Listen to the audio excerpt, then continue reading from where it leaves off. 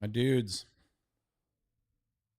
all right, BitsBeTrippin. Let's get into this here in a second. We're gonna make sure everybody can get on, and we're gonna have a quick live stream today.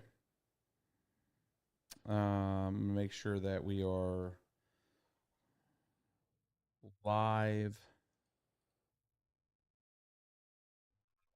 The platforms we should be on live on Twitch, and we should be live on Twitter and YouTube, my dudes. So we'll get some folks in here. We're gonna talk through some of these executive orders. And just like what we're looking at. I'm going to go through essentially what's been published, and then we'll provide some commentary related to that and how I think certain things will play out predicated on those executive orders, and then kind of what we're expecting as, a Bitcoin miner, cryptocurrency miner, that kind of thing too. So we'll get some folks in here, and then we'll get into that. Market seems to be recovering pretty well. I went ahead and put up CoinMarketCap behind me. Camera's a little tilted. We could deal with that, but 106, about to push back through all-time highs. But I wanted to talk to you guys today. I'm going to check on this multi-stream chat here to make sure you guys can hear and see me and everything is good to go. For you folks on YouTube, you guys can make a comment if you hear me. Here, I'm going to turn my audio down here on this thing. We're going to get into this, my dudes. BBT called Friday afternoons for a while ago, though. Yep. So I see your guys' chat. That's awesome. So let's peel this back. So if we look at what this last week has been, it's almost overload. We upload a lot to Twitch, quite a bit. We haven't uploaded much on YouTube. We're really trying to get our cadence together to be able to put out videos on YouTube versus just airdropping you guys the shots that we do on X. We just essentially upload straight to there daily. So if you're not following us on X, get out there and follow us on X. But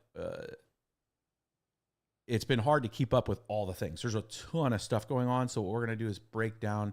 I've tagged some stuff on Twitter as bookmarks. We're going to bring that up on the screen here, and we're going to go through essentially what we know so far has been approved. So we're talking things that are there, things that are operating, that kind of thing. So let's get into this. I'm going to switch over the screen over to the laptop, and we can get through what we have here. So in this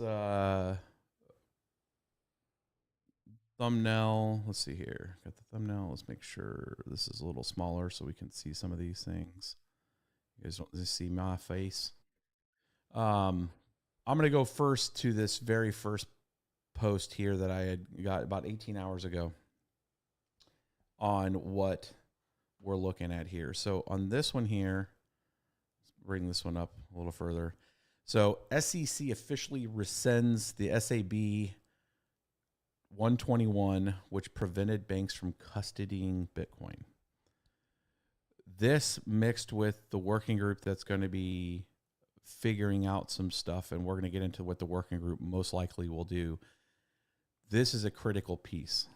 And what I mean by a critical piece, at least for the United States and for the people that want to invest in the United States into cryptocurrencies, is the fact of, let me kind of go back to the main screen here, is the fact of what that SAB 121 did is prevented banks to participate. And why does this matter? What this matters is let's take you through a journey here. If you were to walk through all of your neighborhoods, no matter where you're at, throughout the U.S. and knock on doors, you could say, hey, do you guys know, any individual that you talk to, you would say, do you know what Bitcoin is? Most people these days know what Bitcoin is. They have an idea what it is. They maybe not be able to explain it to you, why and what it does, but they've heard of it. They understand it's in their opinion, probably will be a speculative asset that they can buy, and maybe it goes up.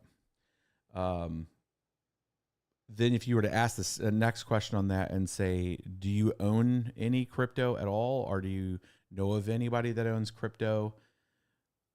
Do you know how to buy crypto? And I'm going to tell you, in an entire neighborhood, if somebody actually went out there, I'm giving somebody out there that wants to do this kind of groundwork, but go out there and just interview people. I am betting there's going to be a very limited amount of people that actually have purchased crypto, right? Not very many. Every neighborhood across the entire country, right? A lot of them may be younger Zoomers, those folks, you know, getting into meme coins and stuff. Maybe they have Robinhood accounts and Cash App accounts, whatever. But the majority of society has not entered this space yet. And when you have the ability for retail to get in without an additional seam, and what I mean by that, why this SAB 121 rescind is so important from the SEC, is that if the banks have the ability to add crypto custody, thereby also acting as an exchange, you're getting rid of an entire seam of the KYC AML piece, because those people are already pre-vetted. So let's play that scenario out. Individual logs into their Wells Fargo account, their Bank of America account. They see now that they have the option to purchase Bitcoin. They didn't have to sign up for anything. It just became a new feature within their login, right from their phone app. They didn't have to give any more information, because if you think about it, like, oh, there's been access to crypto since 2017, essentially pretty readily in the US, but you had to submit all kinds of documentation. You have to submit your ID, you have to connect your bank account. And a majority of people are not comfortable with doing that, because they're just like, you know what, like credit card, because of the, there's various laws that protect people on credit. Like if you're, unfairly charged, that sort of thing, that require some level of protections on the Fair Credit Act, that kind of stuff.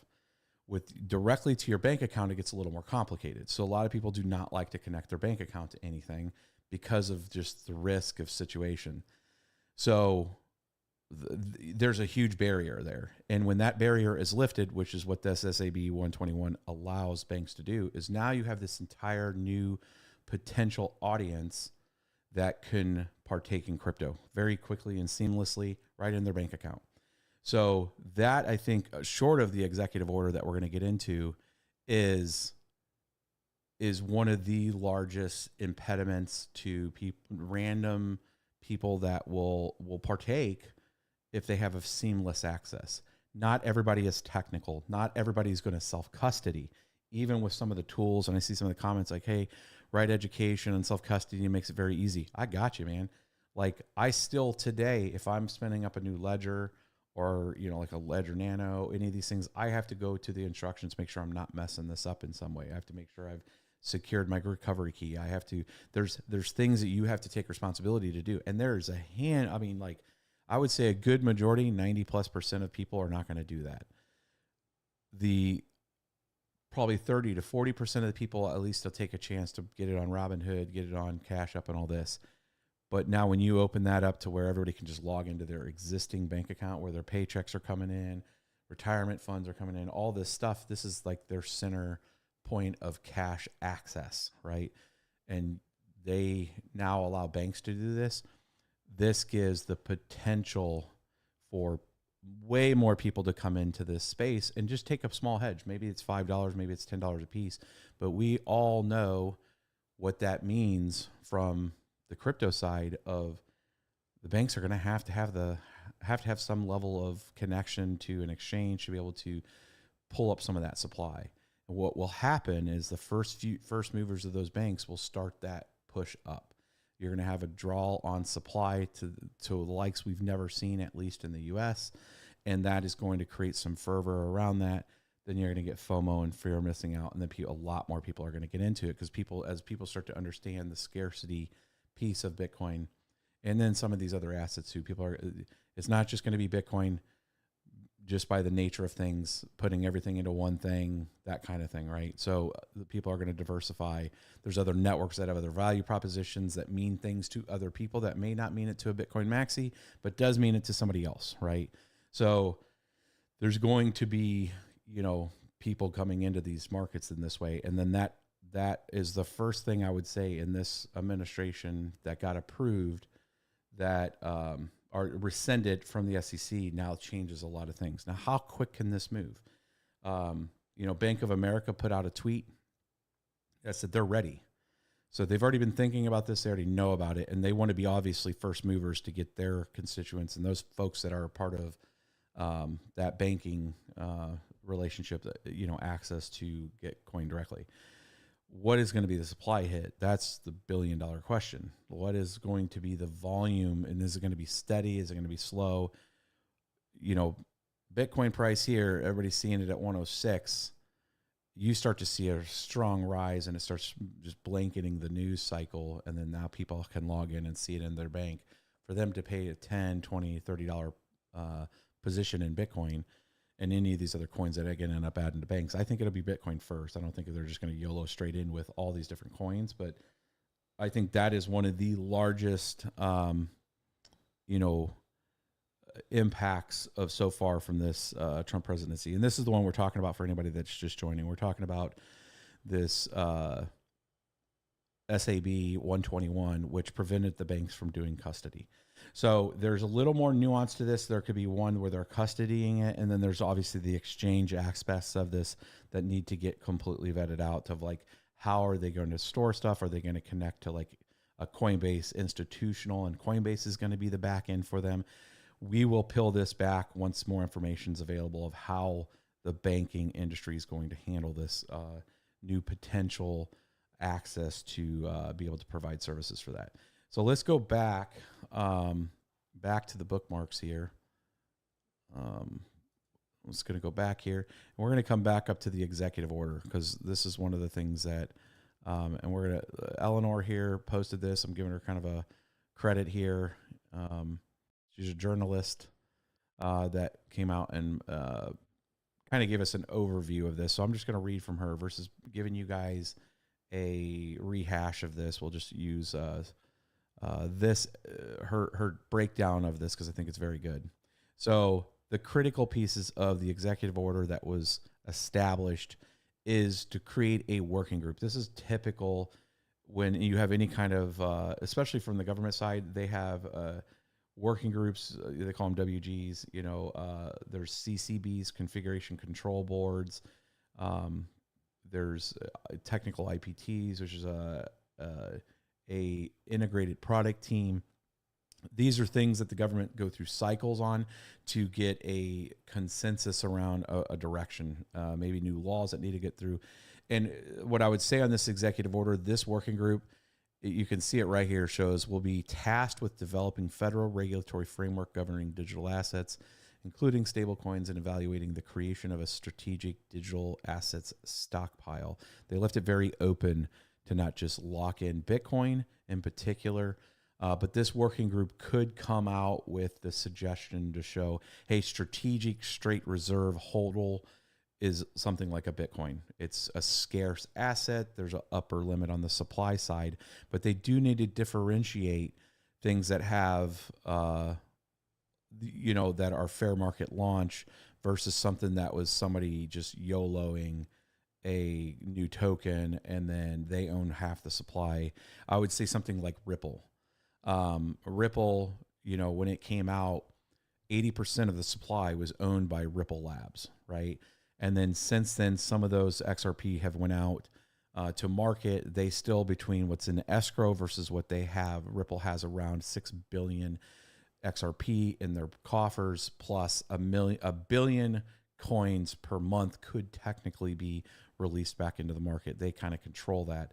And then they have 42 to 50 billion XRP still in their coffers, right? So that would be something the working group would look at and say, wait a minute here, you got one entity, one company that controls the release of this, that they're their own essentially central bank. So I think assets like Ripple are going to be kind of under scrutiny for something that would be then stored in a digital, federal, framework like this, because they're gonna have to peel it back, right? This isn't going to be just grease the skids and put it in. This is, people are got to really look at this and look at the tokenomics and like who owns what, how is it distributed, who can dump on us, what's the reporting requirements, all those kind of things, right? Unlike Bitcoin is, fair market launched, miners are the inflation piece of it, and they're selling part of that inflation to the market to pay for their operations, right? So there you have this natural inflow and then sells to market counterparties buy that scarcity, and you have that kind of setup. And there's several other tokens that are like this. Obviously, Litecoin, Dogecoin, fair market launch. Anybody that could get in, that could mine, started mining it. 2013, baby, we were in that first initial launch. I think it was like December 9th or 8th, somewhere around there. Dogecoin came out as an example, and then started mining by December 15th. So of that year. And we made videos on that, showed you guys how to do that kind of stuff back in 2013.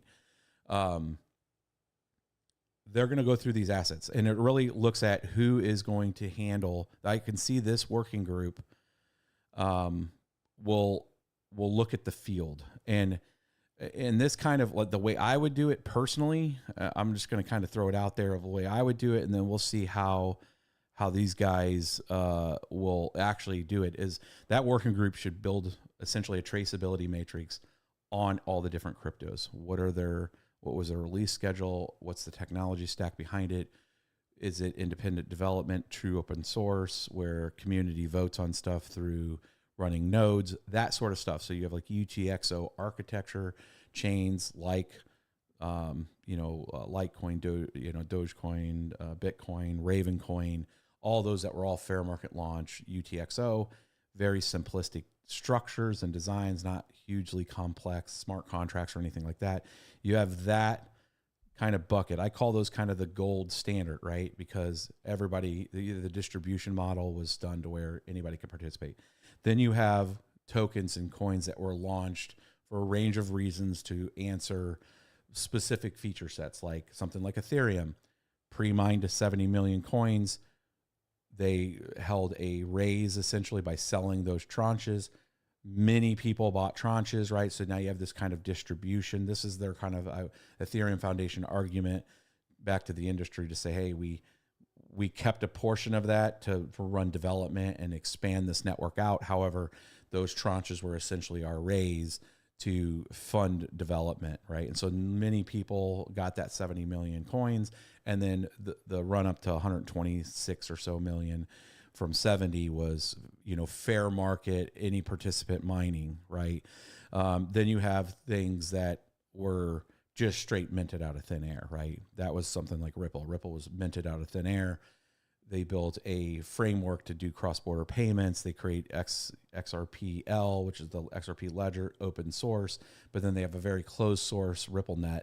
And then you got situations where they clone that software stack to the banks, and then the banks run their own stack, right? So this is part of the confusion on folks that follow Ripple is the banks aren't sending Ripple around, my dudes. They took the tech stack and they made their own version of it, and then they use internal transactional stuff using that tech stack. So it's not that they're flipping around Ripple, it's disjoined, right? So essentially Ripple's just a speculative asset based on what the company's doing. And everybody can fact check me on this, like rebuttal, happy to talk to anybody in the Ripple community.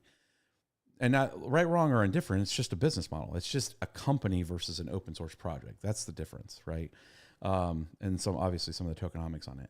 Then you have other things like Solana, Polkadot, Cardano, all these things that had also pre-minted raises. They fund development through that. A hugely vast open source network of participants that are building applications on top of that stack. Those are more enterprise kind of service level blockchains where you can create other tokens, create meme tokens. If you're like Solana's, where it's kind of found its whole of things to do, right, with the Trump token and everything else. But they're platforms, right? So you look at these different economic things in that traceability matrix. I can see that working group going through that, and then looking at what's the value proposition, what's the downside risk of the distribution of tokens that are there. Are people going to dump on people, and those sorts of things. And then from that, they'll look at the assets that make most sense to put into a strategic reserve, right? And now they have stake in the game. The U.S. government would have stake in the game. Taxpayers would have that too. So that is what that working group allows them to do, is to focus on that. Now, that's inclusionary to the strategic reserve discussion.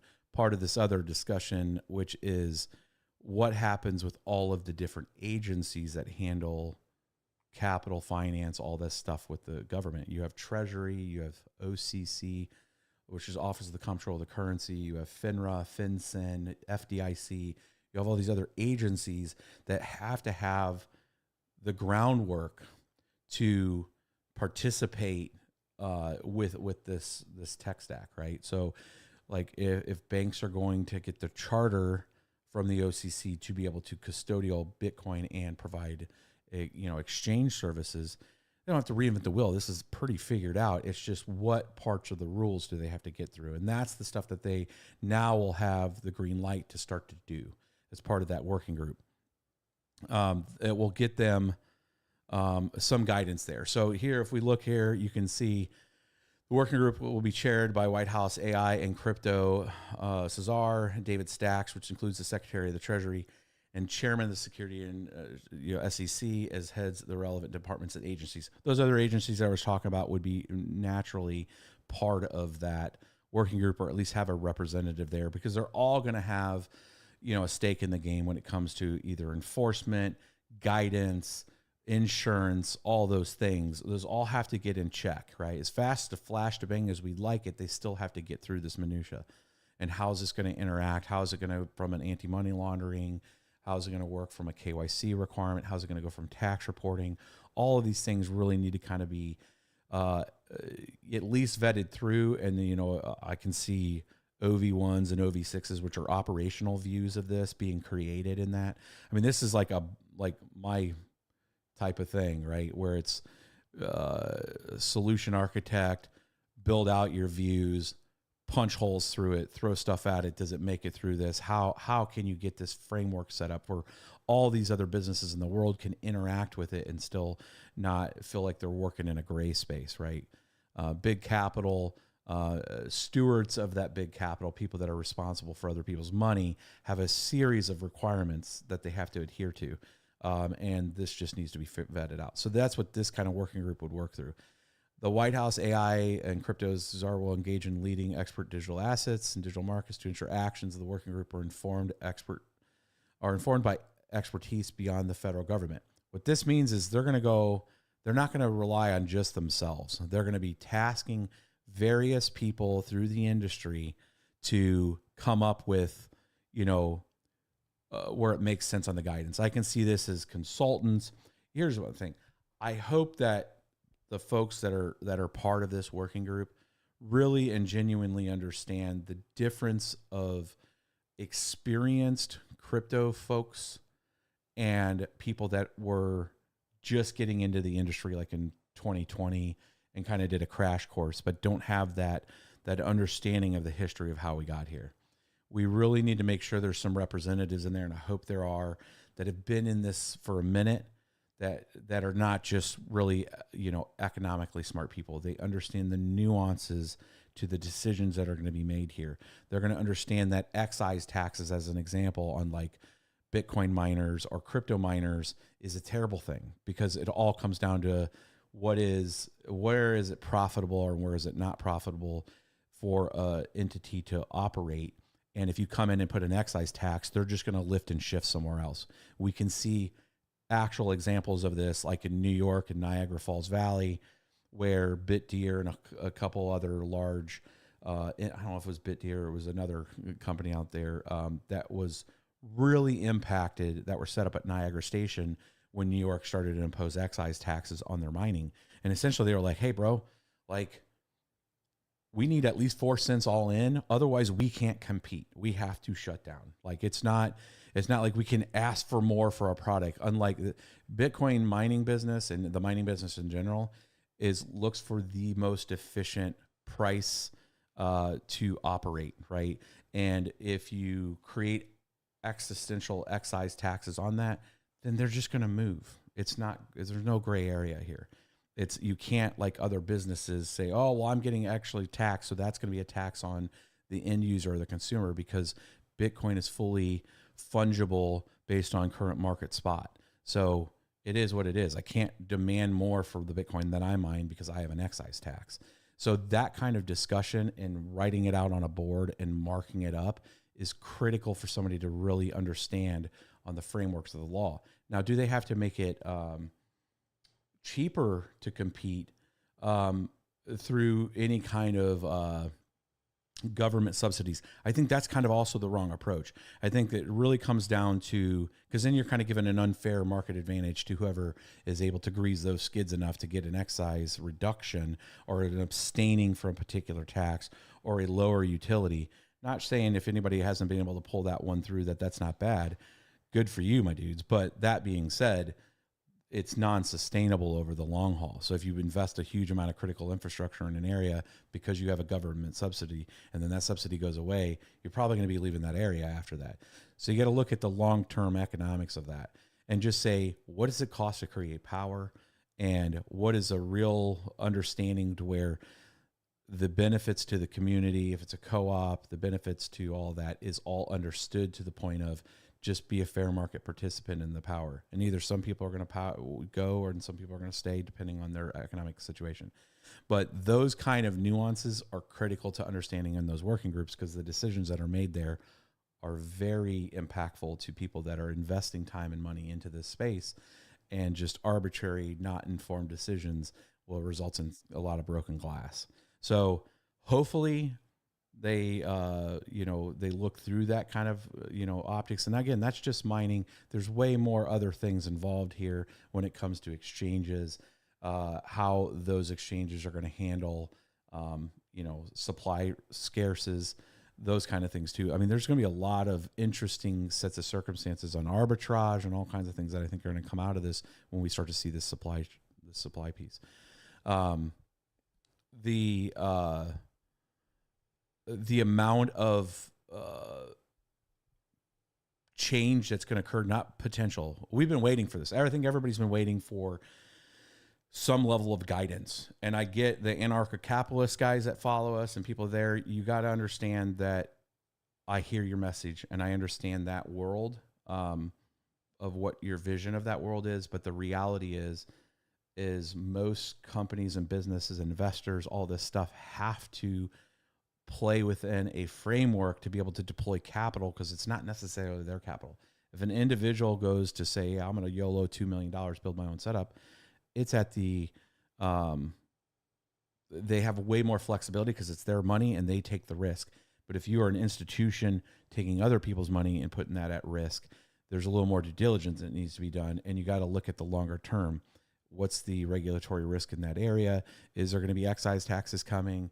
Is there any change to the frameworks here? So they look for, bigger investment groups and people that are looking to deploy capital in this space. It could be maybe a new exchange, maybe other services that are going to be intermediaries in between people. Don't think we really need that on the Bitcoin crypto side, but that are going to build businesses around that need some framework. So this provides at least the concept of, some belly buttons that are going to be working on that. Now, the output of this, so let's go down here. We can come back down here a little further. Let's get through this one real quick. Executive order prohibits agencies from undertaking any action establishing or issuing or promoting central bank digital currency, CBDCs. We all know that this is all bad news, right? Are not bad news. This is good news, but this would be bad news if they would have done a CBDC. That is part of the, I think that was inevitable because of the resistance on the privacy side and just understanding what that would peel back, right? This is something I think that, and I'm not trying to pick on Ripple, but this is something that Ripple was pushing hard using their tech stack. And I think, their idea, and this is the problem with CBDCs in general, is the basic initial idea is like, hey, let's streamline the crap out of this, make it super easy for everybody. The byproduct of this is now every transaction is recorded. You can create social profiles. You could create credit worthiness. You could create all kinds of bad behavior comes from an enablement of something like CBDC. And I think just looking into it for 5 minutes, most people are like, yeah, this is a terrible idea, right? So let's not do that. That would be equivalent to not a democratic or republic kind of approach to controlling people's money and stuff. And then the behaviors that would ensue after that would be terrible. So this is a big win for the crypto space. because, you know, again, I'm going back to where those dollars that will be invested from large institutions, you know, they're looking for investment and potential gain for their investors. If the weight of the world started shifting to something like CBDCs and it enabled all this other business stuff, they would be investing in it and it would amplify it. So the fact that they banned this now doesn't even allow it, doesn't require us to even have to deal with the drama that's going to come from something like CBDC. We can now just put that to bed, at least for these 4 years, and say, hey, this isn't happening. This is great. And then start to now nurture these open source networks and promote privacy, promote the ability to, seamlessly act, and the behaviors and the benefits that come from that seamlessness to markets, right? You can effectively kickstart a golden age because people can focus on the work and the deployment of capital to build things versus looking at the regulatory frameworks in a heavy-handed way of like, how am I going to get screwed in this deal, right? Nowhere should business have ever gotten to the point of, I want to do this very good thing. I want to build a system. I want to build products and services for people. And then you spend half your, analysis time on with lawyers to figure out, how do I not get screwed in this, right? Because there's so many frameworks and regulatory things. This is when people look at less regulation and promote good behavior, right? What's the outcomes? Look at the outcomes. You see people like Elon Musk and stuff talk about, meritocracy, merit-driven aspects of things. So as new things are built and done, what's the net benefit, And some of it sometimes is just money, but what's the net benefit to people versus being negatively impacted, where, and start promoting good things like that to get into this kind of like golden age type of period. If you look at like 1880 through 1910, all the innovation and technology stack, because you didn't have still a very forming republic, still doing some expansion. And it was just a petri dish of innovation, electric, recordings, digital transmissions in the early days, and the Bell Labs stuff. Like, all of this massive innovation was occurring. And now we have essentially a superpower with AI coming in behind it. So you take a basic framework to allow people to now participate this at scale, and then enable a digital economy that now promotes the automation, bots, all that kind of stuff with the AI stuff. And then we are entering into what would be equivalent to a potential next golden age, right? A potential. Because there is a lot of positive, movement in this, a deregulatory of markets, being able to build more, bring things here in the U.S. Markets.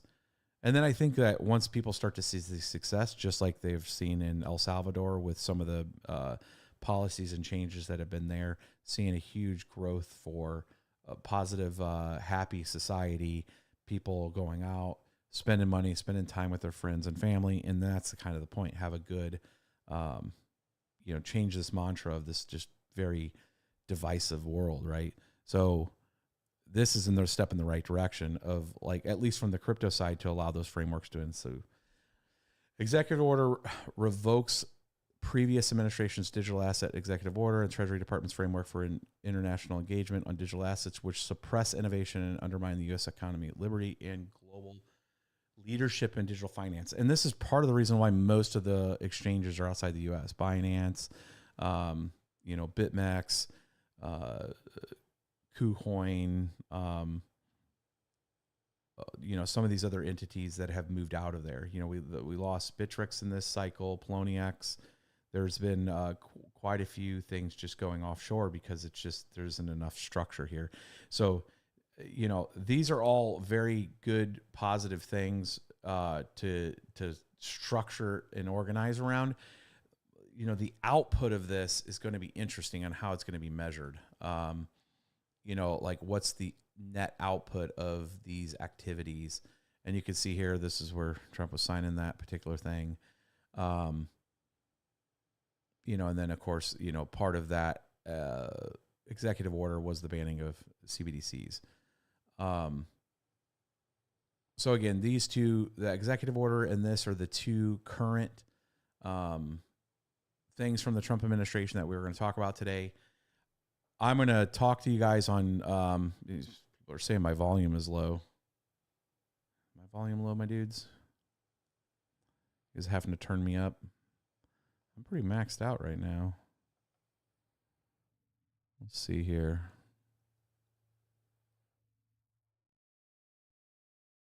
Properties.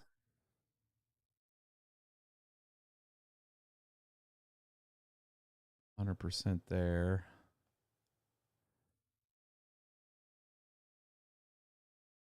Nope, it's this. It's definitely this mic. Maybe I just need to talk louder.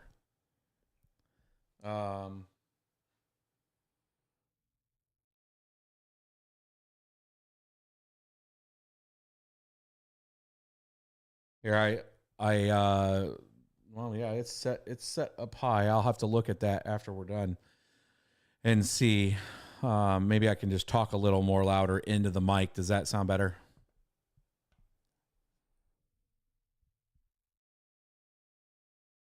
Yeah, input gain's at 100%. He's a baritone, he says. Yes, I talk pretty low sometimes, but hopefully you guys can turn it up, and I'll try to project a little more into the mic, but it might be something with our settings here. That's not it. Better, you say? Okay, I'll just speak more prominently, and maybe that'll help get some of that. I didn't see if you guys were talking about that discussion before, but let's take some question and answers from your guys. If you're on YouTube, you can just type in the question. You know, I kind of went through it. You guys can rewind this, like later, and kind of go through what I've went through prior to this. But let's get into the Q&A for a little bit here. I'm going to go back through what you guys have posted in chat so far to see if there's any particular statements or anything I can cover of what was brought up. But it looks like you guys are having a pretty good discussion back and forth on, token security. The Sasquatch says it's fine for me. Nice, my dude. I don't know how Twitter speaks. I don't see any chat from Twitter, or X, I should say. I'm almost done saying Twitter and now just saying X. But let's go back to the main screen here and just have a conversation real quick.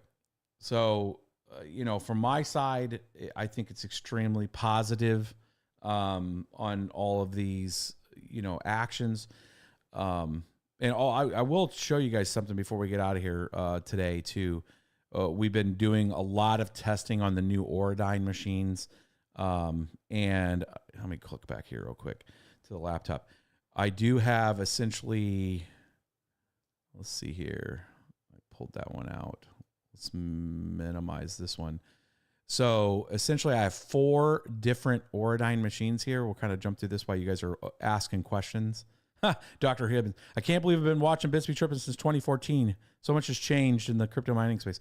Dude, it's been a long time. A lot of people do not realize that I was doing these things back in 2013 with you guys on cryptocurrency mining. When we first entered, I'll come back to this in a second. When we first got into this space, I was 2010 for me, late 2010 when I started mining. 2013, we made the YouTube channel, right? So Bitcoin was just under $100 at the time. It was about to take its rise up.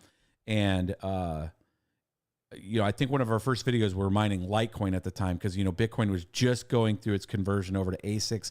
We had a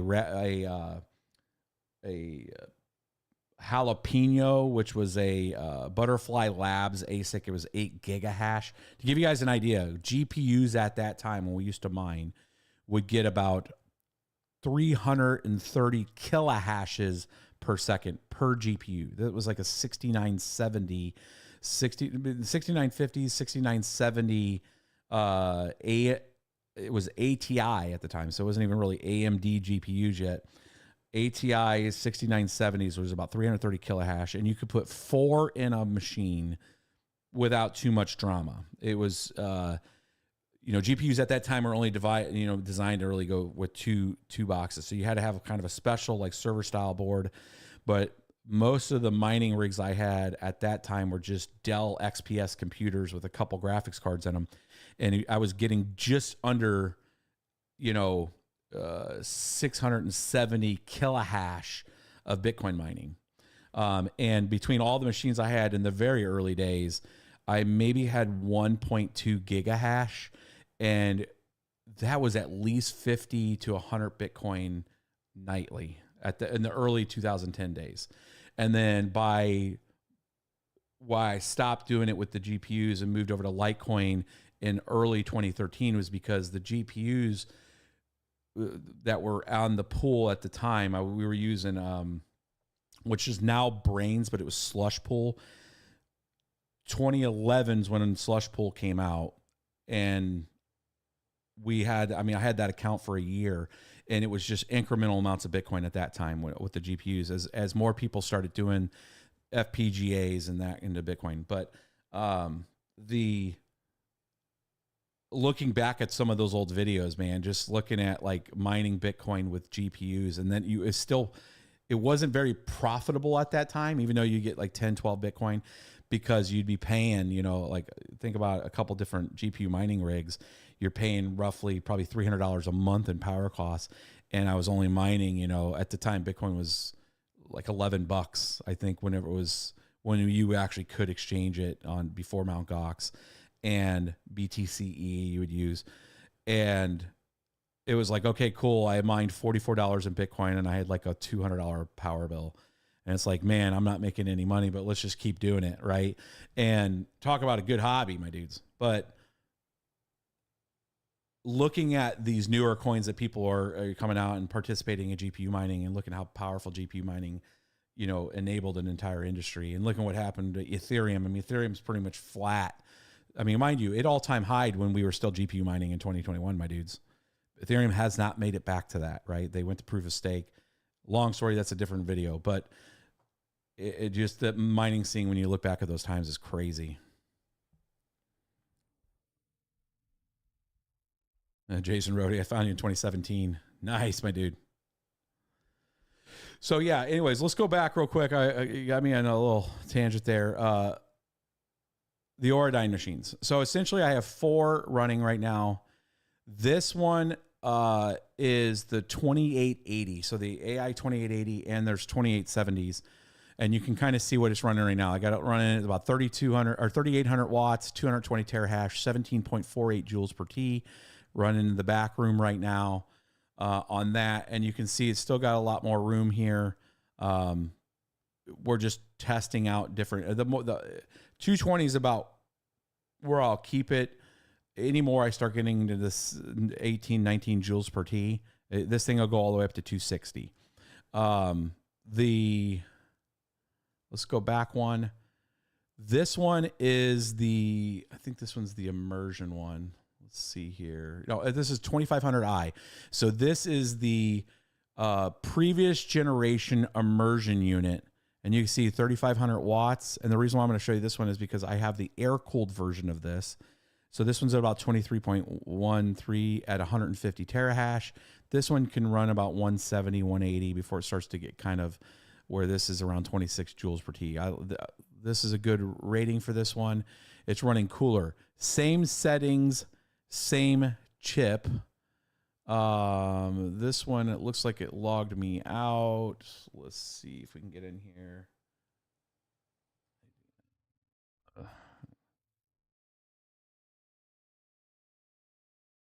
See if this one is not letting me in. It might have pulled I just applied a firmware update to it, so we'll come back to that one.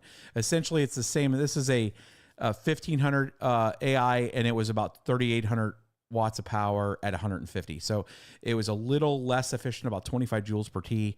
Again, it's not immersion. And then this is the latest generation of the immersion, and I have it in eco mode right now. I've been letting it run for 4 days in eco, essentially 90 terahash at 1,200 watts. And this thing, if we set this baby up to turbo, it has a potential to get to 390, but it temperature throttles to around 350. I showed a video with you guys about this the other day. 350 terahash. If I come in here and just tell it, 350 and submit, it'll start to ramp up to 350, and that's at about 7,000 watts. So that's about, it goes from 14 joules to about 16 joules per T when it's doing that. So 4 different Auradine miners all operating. Again, this one, it goes to about 350 terahash at about 7,000 watts. And then, 23 joules per T, and then, 16, 17 joules per T at 220. Very good place of, we've been extremely happy with the Auradine so far, my dudes. More to come on those. We're deploying them out right now on one of our farms. And we should have about half the farm filled up there pretty soon with these. And then some of the Canon A15s, 1566 units, kind of splitting, kind of getting away from Bitmain. We have a whole bunch of S21s we've had some issues with too. Bitmain has just been really not consistent, unfortunately. The S19J Pro 104s have been rock solid. Been very happy with those. All this newer stuff, the S19Ks, S19 Pro Pluses, S21s, we've just had a mountain of issues with them. So moving over to Auradine, WhatsMiner, and Canon, moving stuff forward.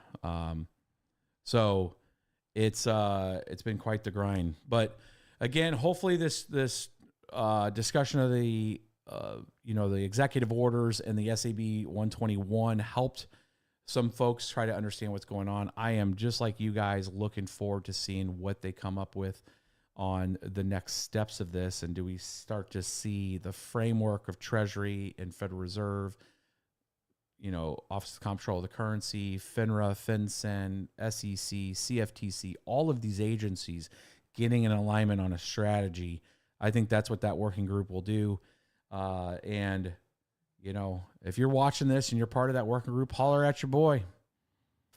I got some opinions. I can help you guys get some stuff done.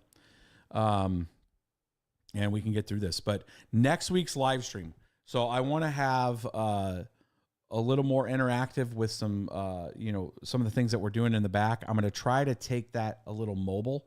So we do have a remote camera that connects, and I tested it on one of our new Elgato boxes to where I can be mobile with that with a mic. So we're going to try to take the live stream effectively on the road to the back room, and we're going to go through and be more of a traditional old school live stream where we're working through some newer equipment. So hopefully you guys will like that one.